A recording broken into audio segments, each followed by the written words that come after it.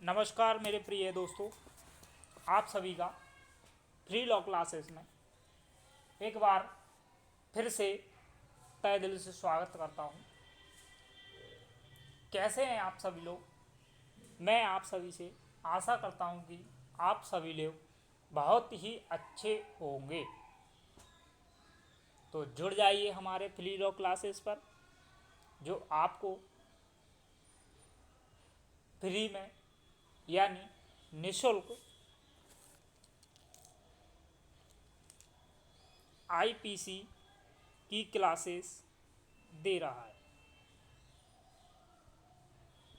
IPC की classes free of cost अभी हमारी चल रही है। जैसे कि हमने 2 वीडियो पहले भी अपलोड कर चुके हैं, जिसमें हमारा संक्षिप्त नाम विस्तार यानी इतिहास बताया गया था, और दूसरी वीडियो में हमने अध्याय 1 के बारे में बात की थी।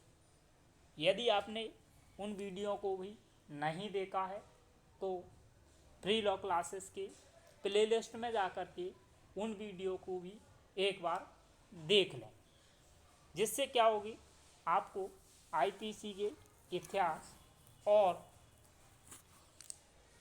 अध्याय 1 के बारे में ही पता चल सकेगा और आप उनको आसानी से समझ सकते हैं। ये हमारा आईपीसी का तीसरा वीडियो है, जो कि अध्याय 2 के बारे में आज हम वीडियो बनाएंगे। तो आपको क्या करना है, किसी भी वीडियो को सुनने से पहले आपको हेडफोन लगाना है, पेन लेना है, कॉपी लेना है और बेयरट, ये सभी चीज़ें आपको लेकर बैठना है। जिससे क्या होगा, आप सही तरीके से वीडियो को सुन पाएंगे और वह वीडियो आपके लिए बहुत ही महत्वपूर्ण होगी। और वीडियो देखने के बाद में यदि आपको वीडियो अच्छी लगती है तो लाइक करें, कमेंट करें और बेल आइकॉन इम्प्रेस करें।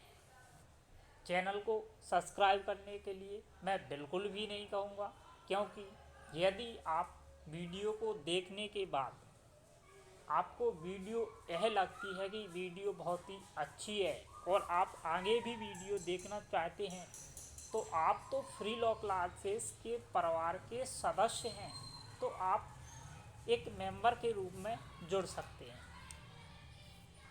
चलिए अब हम अध्याय 2 के बारे में बात करते हैं।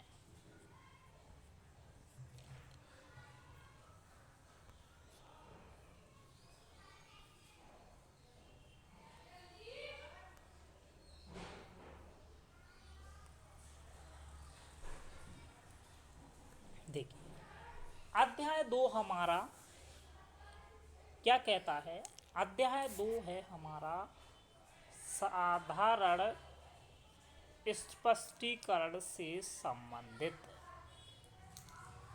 अध्याय 2 किससे संबंधित है दोस्तों? साधारण स्पष्टीकरण से संबंधित। कहाँ से कहाँ तक जाता है? यह जाता है हमारा सेक्शन 6 से लेके 52A तक। कहाँ से कहाँ तक? सेक्शन 6 से लेके 52A तक। अब मैं एक प्रश्न पूछूंगा कि हमारा जो अध्याय 1 था वो कहाँ से कहाँ तक था? अध्याय 1 हमारा कहाँ से कहाँ तक था? तो वो था सेक्शन 1 से लेके 5 तक। ठीक है, आपको याद रखना है। अब हम साधारण स्पष्टीकरण की बात करते हैं, और जिसमें हमारी धारा 6 को हम देखते हैं।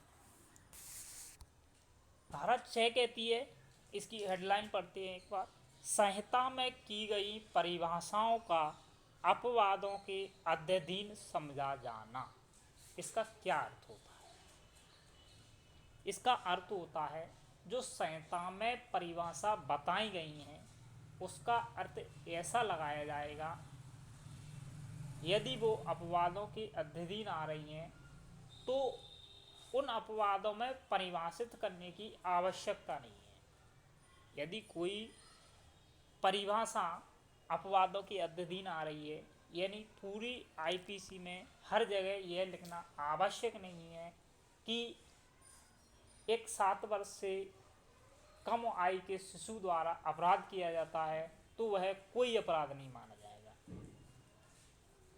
तो ऐसा हर जगह लिखना आवश्यक नहीं है। यदि इसको एक बार एक जगह हमने डिफाइन कर दिया आईपीसी में तो वह हर जगह ऐसा माना जाएगा कि इस व्यक्ति द्वारा कोई अपराध नहीं किया गया है या इस बच्चे द्वारा कोई अपराध का दोषी नहीं माना जाएगा।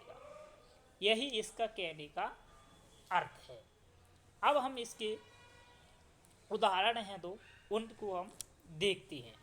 बहुत ही अच्छे उदाहरण हैं, उनको हम देखते हैं। दो उदाहरण देखना। इसमें ये कह रहा है इस संहिता की वे धाराएं, इस संहिता की वे धाराएं जो अपराध में परिभाषाएं कौन सी हैं, जो आईपीसी में अंतर्विष्ट हैं,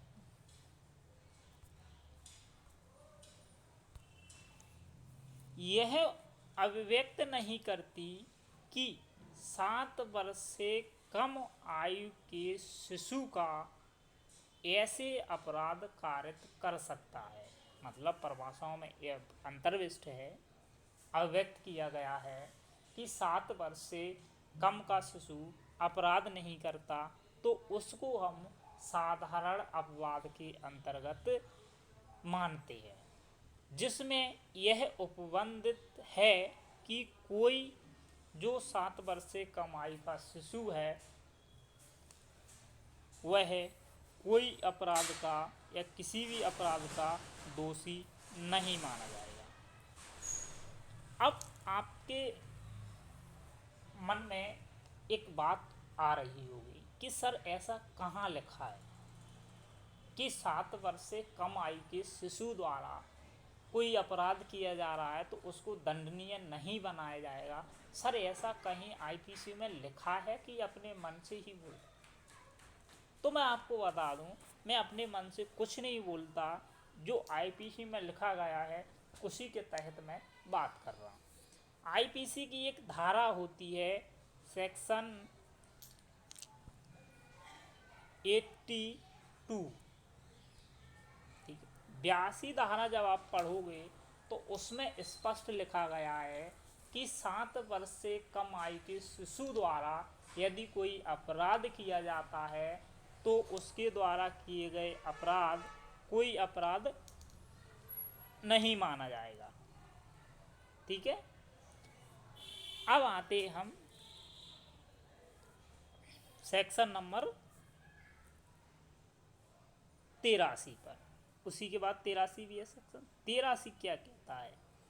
83 ये कहता है कि एक शिशु है जो 7 वर्ष से तो अधिक है। कितना है? अधिक है।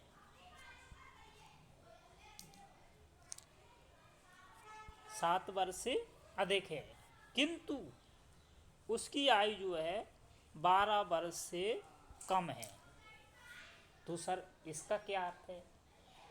उसमें यह बताया गया है कि एक शिशु जो 7 वर्ष से अधिक आयु का है किंतु 12 वर्ष से अधिक आयु का है, तो उसको अपराधी मानने से पहले उसको अपन अपराधी जब मानेंगे जब उसकी परिपक्वता का ध्यान रखा जाएगा। मतलब परिपक्वता का मतलब ये होता है कि उसकी समर्थ यानी समझ पर ध्यान रखा जाएगा कि वो बच्चा ऐसा है कि उसकी समझ ऐसी है कि वो अपराध कर सकता है, तो वो सेक्शन 83 के अंतर्गत दंडनीय माना जाएगा और बचाव भी सेक्शन 83 के अंतर्गत लिया जाएगा।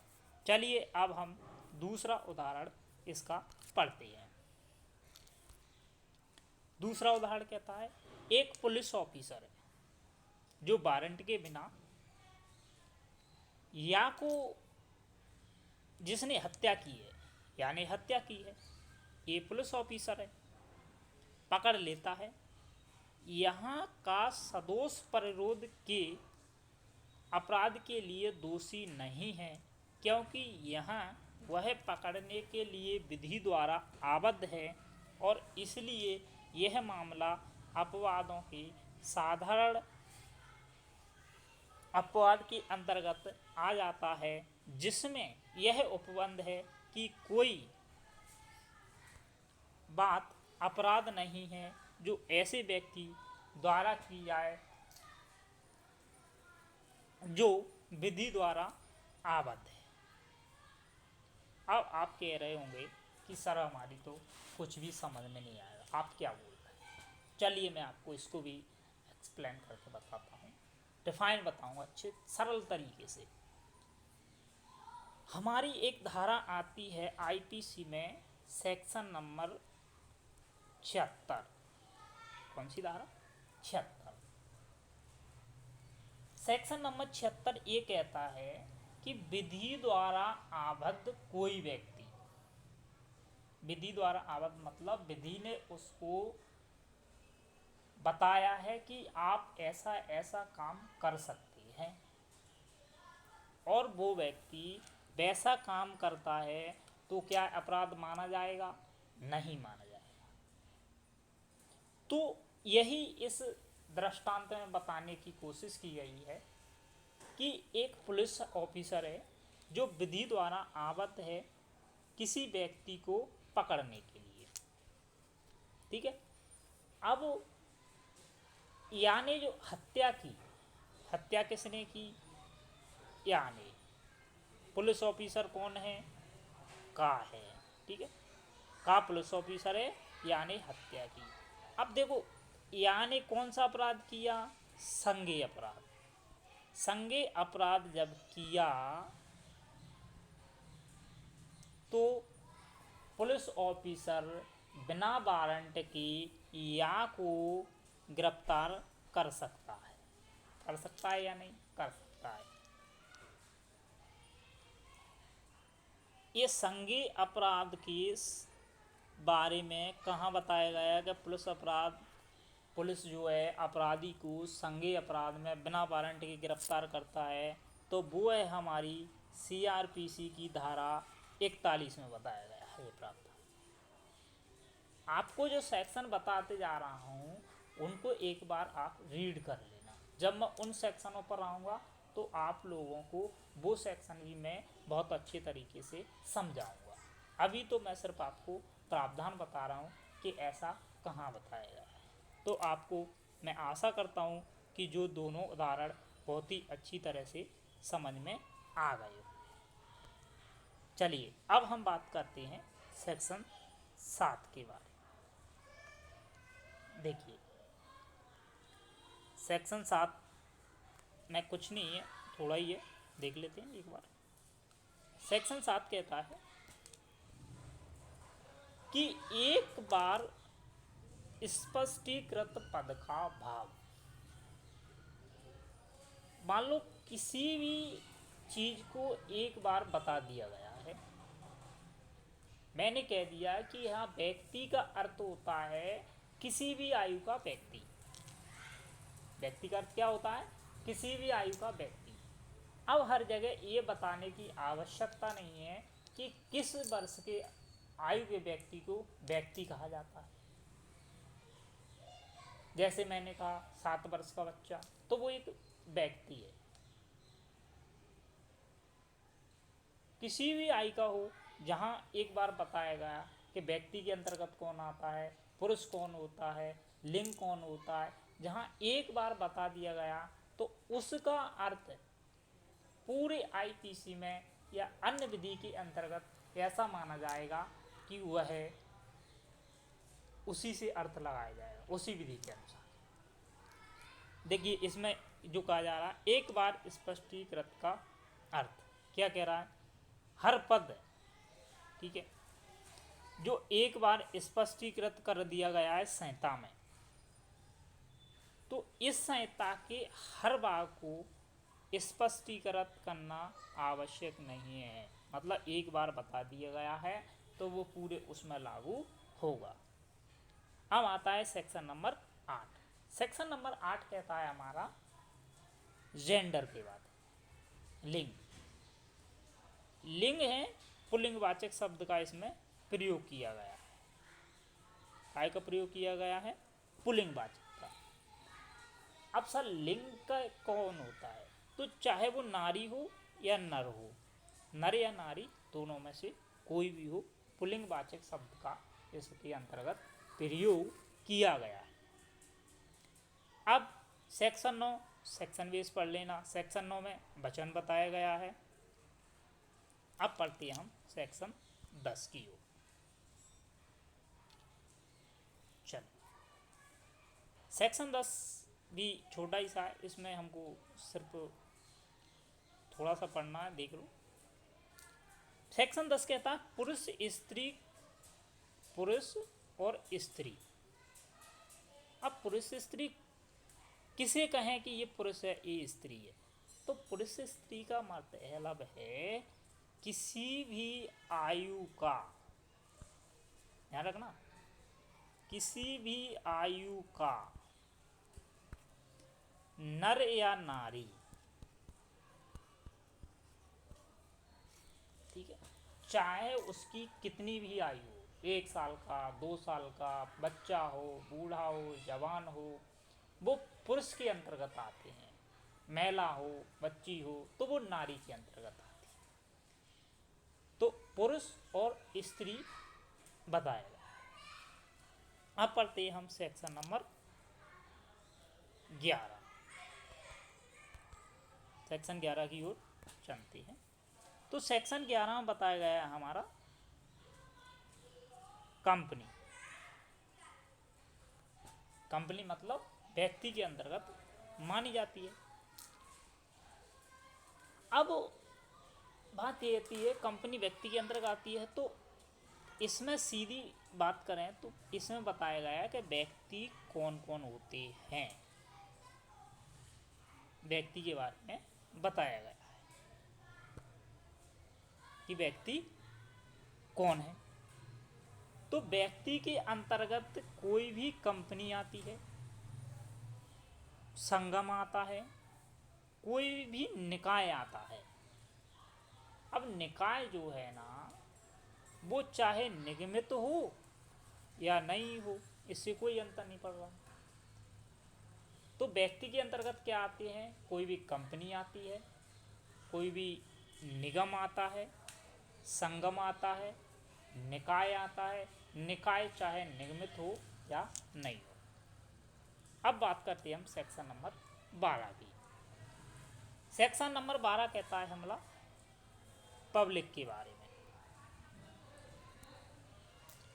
सेक्शन नंबर 12 पब्लिक, ठीक है। अब सेक्शन नंबर 12 में पब्लिक के अंतर्गत कौन आते हैं? कोई वर्ग आता है और समुदाय आता है। वर्ग या समुदाय, ये पब्लिक के अंतर्गत आती हैं। अब सर तो 13 क्या कहती है? अब मन में विचार तो आ रहा होगा। तो 13 मेरे भाई निरस्त है। निरस्त कब किया गया? 1950 में। विधि अनुकूलन आदेश 1950 में सेक्शन नंबर 13 को निरस्त किया गया है। ये बताती क्या थी सर? तो ये बताती थी क्वीन के बारे में। किसके बारे में? क्वीन के बारे में। सेक्शन नंबर 14, सेक्शन 14 है हमारा सरकार का सेवक, सर्वेंट ऑफ गवर्नमेंट। सरकार का सेवक कौन होता है, इसके बारे में सेक्शन नंबर 14 को बताया गया है।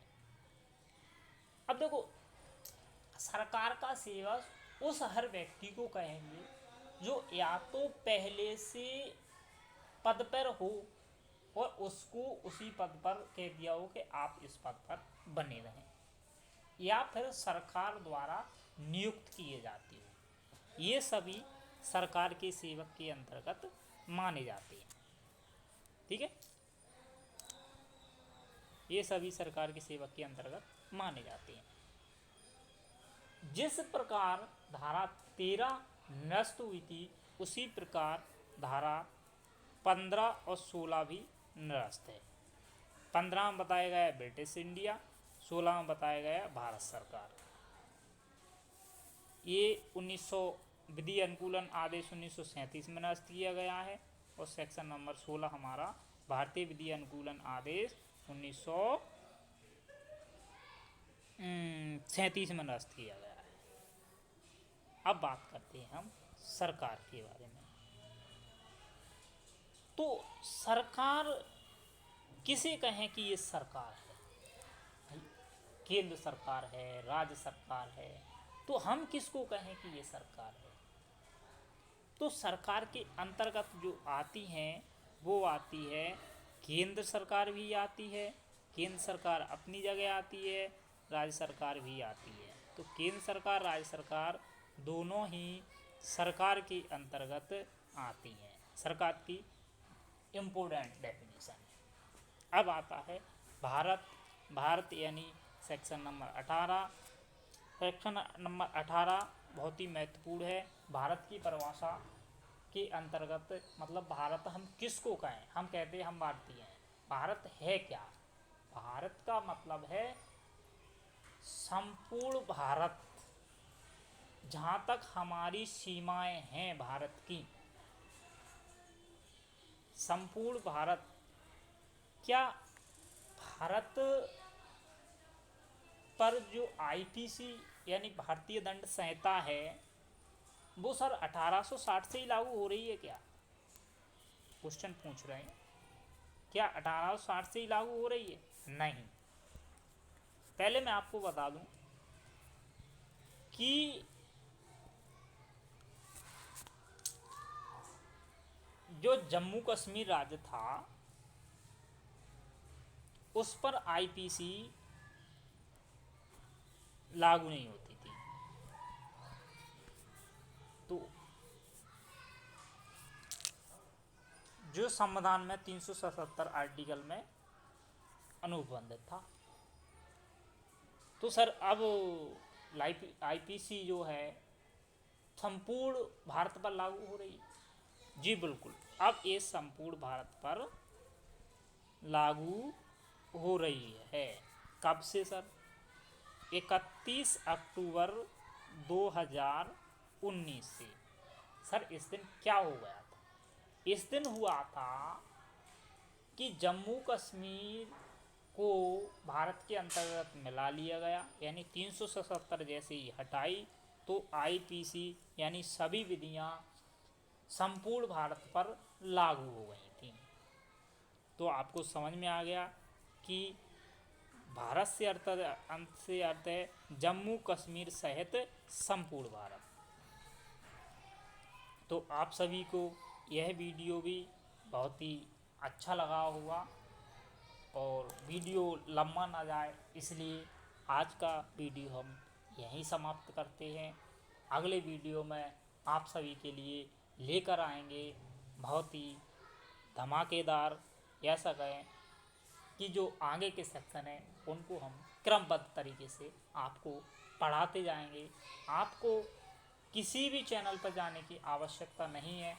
आप सभी के लिए संपूर्ण आईपीसी या अन्य विधियां भी इस पर लाने की कोशिश की जाएगी। तो आप चैनल से जुड़े रहिए। जो कोई नहीं जुड़ा है तो उनको बताइए, और चैनल को लाइक कीजिए, सब्सक्राइब कीजिए और कमेंट कीजिए। यदि आपको कोई प्रॉब्लम आती है तो उसके बारे में भी हमको बताइए, जिससे हम आपकी समस्याओं का समाधान बहुत ही अच्छे तरीके से निकाल सकें। धन्यवाद।